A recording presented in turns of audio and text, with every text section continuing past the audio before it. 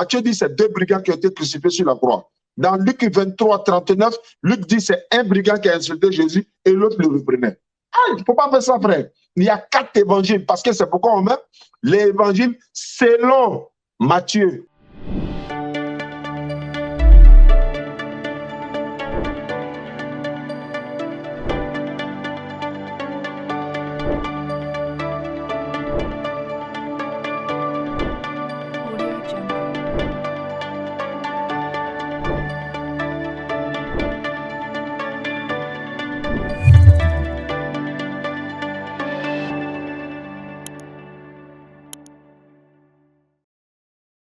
Shalom et salam alaikum, soyez les bienvenus.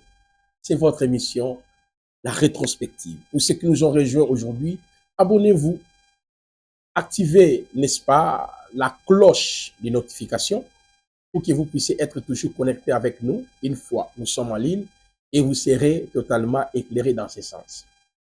Je suis tellement heureux d'être avec vous. Nous sommes dans notre 8e partie et nous analysons ces grands débats. Il y a eu lieu entre le prophète Placide Massessé, chrétien de la RDC, et Oustaz Diané de la Côte d'Ivoire. Monsieur Oustaz Diané de la Côte d'Ivoire. Vous avez suivi la première partie, maintenant nous sommes dans la 8e partie. Suivez d'abord les débats et nous allons conclure à la fin. Matthieu dit c'est deux brigands qui ont été crucifiés sur la croix. Dans Luc 23, 39, Luc dit c'est un brigand qui a insulté Jésus et l'autre le reprenait. Ah, il ne faut pas faire ça, frère. Il y a 4 évangiles parce que c'est pourquoi on met l'évangile selon Matthieu, selon Marc, selon Luc, selon Jean. Ça veut dire s'il y a un ramba là, c'est Jean qui prend. Ou bien c'est Matthieu qui prend, bien c'est Luc qui prend, c'est pas nous. Selon, ça veut dire beaucoup de choses. Voilà. Jésus a tout créé, subhanallah. Vous prenez Hébreu pour dire oui, Jésus a tout créé, tout a été créé par lui pour lui. Mais attendez, frère. Frère, lisez les Écritures. Luc 10, 21. Jésus tressaille de nouveau par le Saint-Esprit, prit la parole, il dit ceci. Je te loue, Père, le Seigneur du ciel et de la terre. Qui est le Seigneur du ciel et de la terre? Ce n'est pas Yahushua Mashiach. Il s'adresse au Seigneur du ciel et de la terre. Le moment où on créait le ciel et de la terre, Jésus n'était même pas là. Si les Écritures disent non, tout a été créé par lui et pour lui. Par lui et pour lui.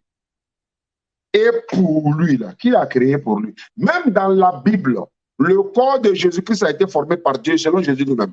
Hébreux 10, 5 à 7. Tu n'as voulu ni sacrifice, ni holocauste, ni offrande pour les péchés, mais tu m'as formé un corps. Tu m'as formé un corps.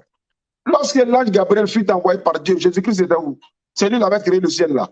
Et puis encore, c'est lui qui a envoyé Gabriel pour aller annoncer lui-même sa naissance à sa maman encore. Sois sérieux.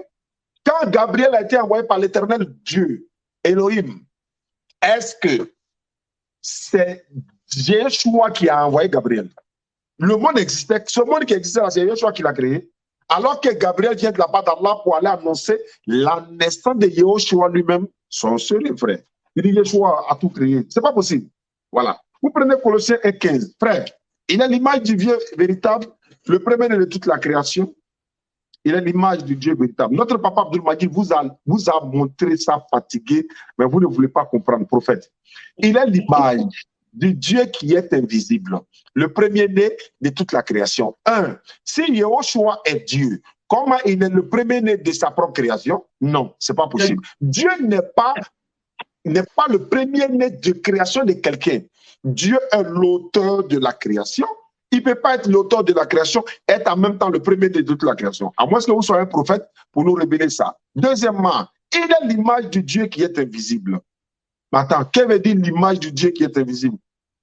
Ça veut dire quoi? Ça ne veut pas dire que Jésus, quand on le voit comme ça, on voit Dieu. Non. Jean 5, 37, Jésus dit, et le Père qui m'a envoyé, vous n'avez jamais entendu sa voix, vous n'avez point vu sa face. Yahushua le dit, le Père qui m'a envoyé, vous n'avez jamais entendu sa voix, vous n'avez point vu sa face. Bien-aimé, je continue. Vous avez parlé de Elohim, c'est un attribut qui est donné aux hommes, en même temps donné à Yahushua, en même temps, attendez, montre-moi un seul verset dans la Bible où ils ont appelé Jésus Dieu. un seul où ils ont dit à Jésus qu'il est Dieu. Et puis les versets que vous prenez pour dire Yahushua a été adoré dans Matthieu chapitre 15, verset 4, Yahushua a été adoré dans Luc 24, 19, Yahushua a été adoré. Jamais de la vie. Il est écrit qu'ils lui ont rendu hommage. Ça, c'est un, dans la Bible de Jérusalem. Dans, je vais vous montrer, hein. Voilà la Bible de Jérusalem ici. Je peux vous montrer à l'écran tout de suite. Ils lui ont rendu hommage. Dans d'autres versions, ils se sont prosternés devant lui. Alors, se prosterner devant lui ne veut pas dire que pour l'adorer. Pourquoi? Parce que Yahushua lui-même, dans Luc 6, verset 12, il a passé toute la nuit à prier Dieu. Il a passé toute la nuit en train de prier Dieu. Mais Yahushua est déjà Dieu, il s'en va prier Dieu. Pourquoi? C'est pourquoi, dans Philippiens, chapitre 2, je vais le lire directement, c'est pourquoi on dit, tout genou fléchira au nom de Jésus. Le plus souvent, les chrétiens ont la malice de dire, tout genou fléchira devant Yahushua. Non, ce n'est pas devant lui, mais c'est au nom de Jésus. Afin que toute langue confesse que Jésus-Christ est Seigneur à la gloire de Dieu le Père. C'est-à-dire fléchir les Jésus devant Jésus ou au nom de Jésus, c'est pas la même chose. On dit tout genou, afin que tout genou fléchisse au nom de Jésus, pas devant Jésus. Parce que Jésus lui-même a fléchi les Jésus devant qui? Devant Dieu pour l'adorer. Yahushua n'est pas Dieu. Vous avez laissé le Coran, vous n'avez pas pu là-bas. Vous partez dans la Bible, je m'arrête derrière vous dans la Bible encore. Vous avez dit qu'ils l'ont adoré. Luc 24, 36. Non, Luc 24, 52. Même Matthieu chapitre 2. Quand les mages sont venus, ils ont vu que Yahushua était né, ils ont suivi les étoiles, ils se sont dit, nous sommes venus pour lui rendre hommage. Pardon, ouvre-moi Matthieu chapitre 2, verset 1 et suite ici. Où il y a écrit le mot hommage. Il a montré ça à l'écran, ils vont voir. Parce que vous n'utilisez qu'une seule version de la Bible.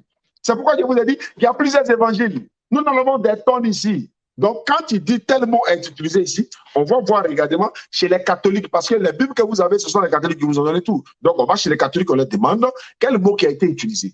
Donc, je continue. Voilà. Tu dis quoi? Allah doit être adoré. Oui, Allah doit être adoré. Le seul, tu as dit dans le Coran, c'est Allah seul qui est adoré.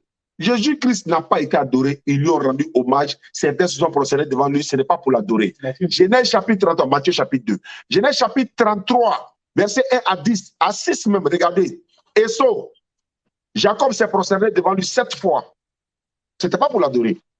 Quand Allah dit à Adam, aux anges, procédez devant Adam, ce n'est pas pour l'adorer, c'est un signe de respect. Donc, Yahushua n'a jamais été adoré dans aucun passage de la Bible. Les textes sont là, vous pouvez vérifier. Ils lui ont rendu hommage. Certains se sont procédés, ce n'est pas pour l'adorer. Même chez nous en Afrique, il y a des continents chez les Anango, hein, au Nigeria. Ils se procèdent souvent devant leur maître.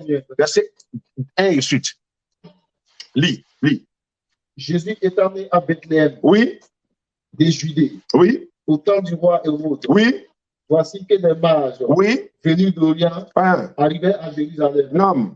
En disant, où est le roi des Juifs? Où est le roi des Juifs qui vient de naître? Nous avons vu son étoile. En effet, oui, nous avons vu son astre. Oui, par son lever. Oui, et nous sommes venus pour lui rendre hommage.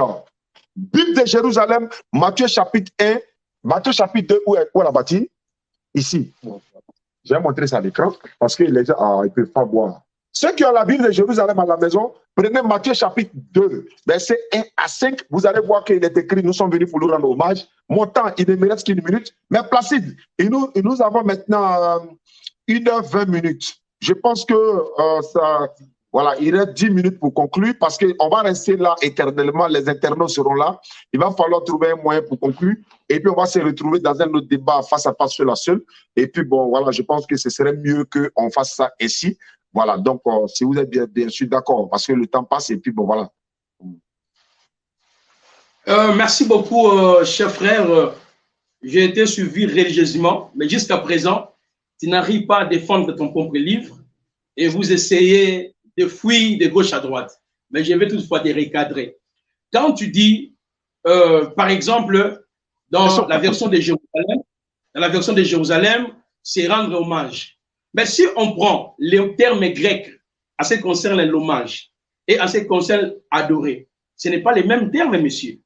Voilà pourquoi, si nous voulons entrer au sujet de la compilation de la Bible de Jérusalem n'est pas la première Bible.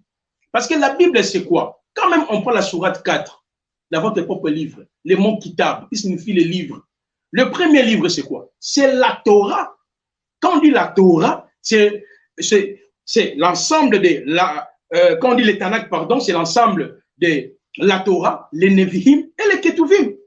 Nous croyons à ce qui est écrit. Dans Matthieu chapitre 4, le verset 1er à 10, dans la conversation de Yehoshua avec Satan, est-ce que Yehoshua avait dit à Satan, qu'est-ce que Yehoshua avait dit à Satan? Tu n'adoreras que le seul Dieu. Il avait dit, tu rendras hommage qu'à ce Dieu.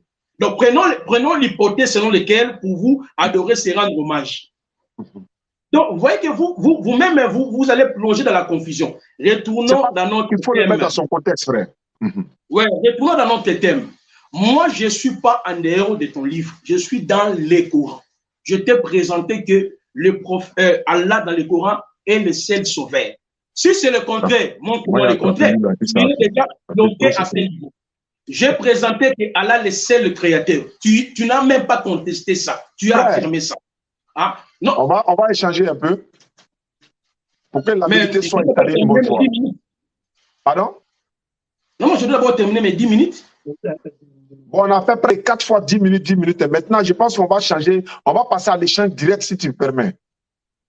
Mais je devais d'abord terminer mes 10 minutes et puis on peut entrer dans l'échange direct. D'accord, allons-y. Allons-y, c'est pas grave. Voilà.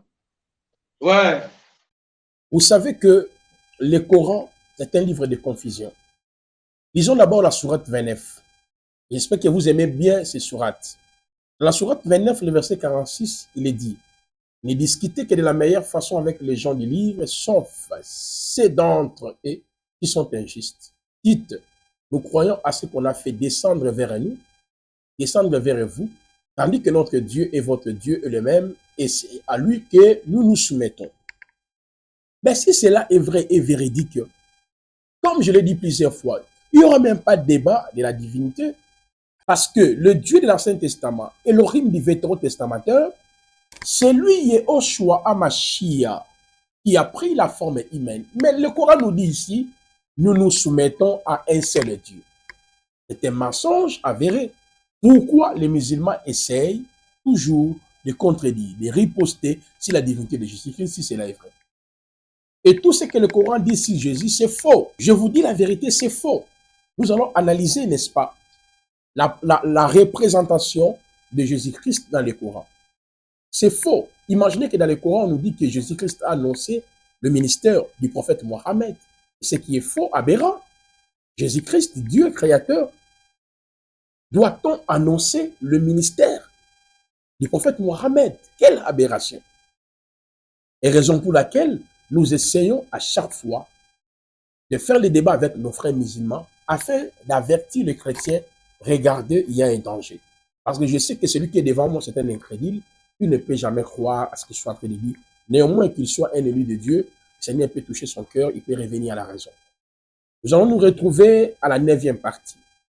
Partagez, commentez, envoyez vos questions pour pouvoir nous soutenir. Baruch Ata Adonai Eloheinu melech haolam Yehoshua, unique et le véritable Hachem, Elohim du Vétérotestamentaire, manifesté dans les Néo-Testamentaires, Eloah, Elai, Shaddai, Yahvé, Anouki, Yahvé, Vehen Mibaldai, Moshiach. Toda.